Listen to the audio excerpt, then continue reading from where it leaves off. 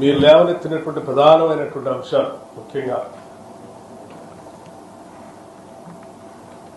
RTC సంబంధించి TGRTC సంబంధించి గుర్తింపు ఎన్నికలు నిర్వహించుకోవటానికి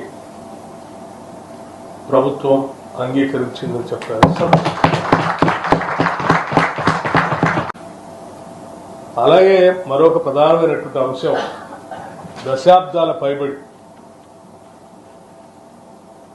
ఆర్టీసీలో పనిచేస్తున్నటువంటి కార్మికులు కోరినటువంటి ప్రధానమైన కోరిక విలీనానికి సంబంధించినటువంటి అంశం. ఈ విలీనానికి సంబంధించినటువంటి అంశంపై కూడా సుదీర్ఘంగా చర్చించిన తర్వాత ఆర్టీసీ విలీన ప్రక్రియకు సంబంధించి అధికారులతో మరియు కార్మిక నాయకులతో కలిపి ఒక అధికారిక కమిటీని ప్రకటించడానికి అంశాలను కూడా లోతుగా అధ్యయనం చేసి ఇరుపక్షాలు కూడా ఉన్న పరిస్థితులు అర్థం చేసుకున్న తర్వాత